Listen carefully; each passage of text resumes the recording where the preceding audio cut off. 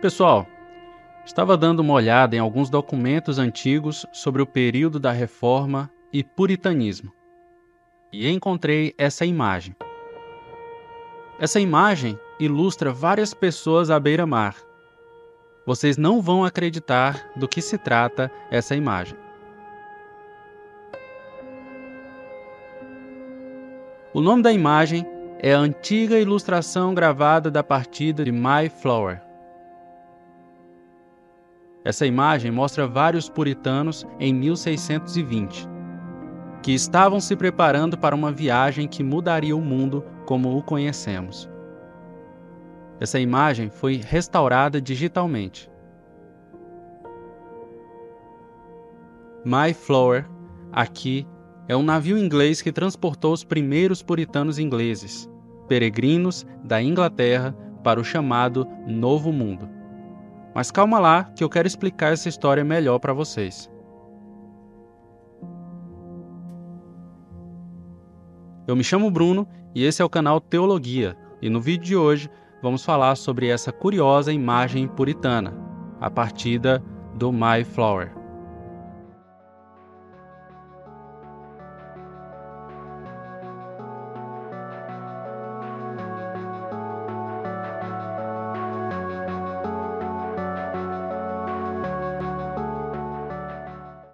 Irmãos, nos séculos 16 e 17, grandes tensões foram provocadas na Europa por causa das guerras civis religiosas. Essas guerras desencadearam-se em virtude das consequências políticas da Reforma Protestante. O início de tudo é basicamente lá em Martinho Lutero e suas 95 teses contra a Igreja Católica.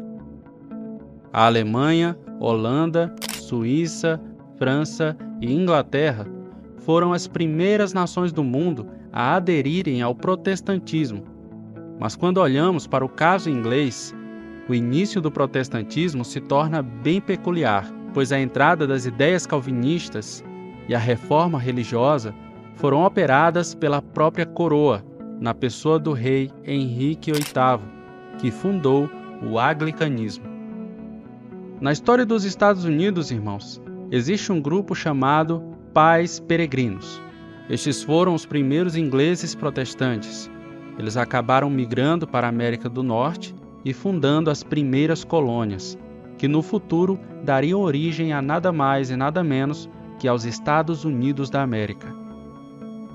Mas quem eram esses imigrantes? Exatamente, eram os personagens de nossa foto.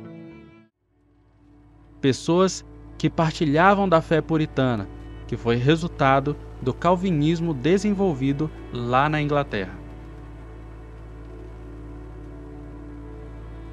Mas por que esses puritanos fugiram da Inglaterra? Porque assim como os católicos ingleses, eles foram perseguidos no século XVII pela monarquia anglicana. Essas perseguições os fizeram sair dos domínios britânicos. Daí chegamos em nossa imagem. O navio utilizado para a viagem dos pais peregrinos chamava-se Mayflower, que traduzido é Flor de Maio. E ao todo, fugiram cerca de 127 pessoas entre passageiros e tripulantes. O navio dos peregrinos zarpou da Inglaterra no ano de 1620. Mais especificadamente em 6 de setembro, e seguiu por longos 80 dias pelo Oceano Atlântico, até aportar na Baía de Cabo Cod, que se encontra onde hoje é o estado de Massachusetts. Por 2 meses, o navio permaneceu ancorado nessa baía, pois havia um perigoso inverno e eles precisaram esperar passar. Nesse momento, irmãos, muitos passageiros acabaram cometidos por doenças e dos tripulantes, apenas 53 sobreviveram. Seus líderes tinham nomes como John Robinson e William Bedford. Foi nesse período, a bordo desse navio, que eles assinaram um tratado chamado Mayflower Compact, que foi aderido por 41 homens participantes da migração. Esse documento continha regras a serem seguidas quando eles finalmente chegassem em terra firme, irmãos. E quando o inverno passou, os sobreviventes do Mayflower chegaram à região onde hoje é conhecida como Plymouth, e lá fundaram a primeira cidade que subsiste até os dias de hoje. Durante o inverno, os imigrantes que já eram colonos decidiram comemorar a sua sobrevivência e aquela grande viagem de fuga para o Novo Mundo. E essa comemoração deu início àquilo que é chamado hoje nos Estados Unidos como Dia de Ação de Graças, que é comemorado toda quarta-feira de novembro.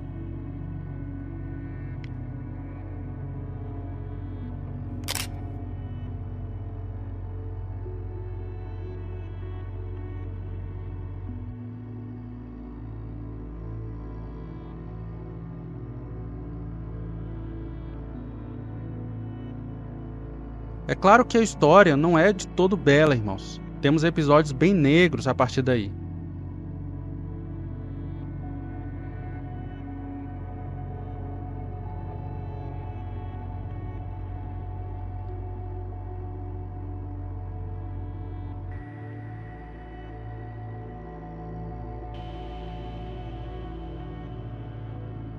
O início de uma nação que foi diversificada envolve muitos problemas e revoltas, e nem tampouco o caráter e religiosidade dos puritanos que foram colonos naquele período está sob prova nesse vídeo. Mas o fato de que eles foram levados a irem a esse novo mundo e deram ali início ao que viria a se tornar um país tão evidente nos dias atuais, realmente merece um pouquinho de nossa atenção.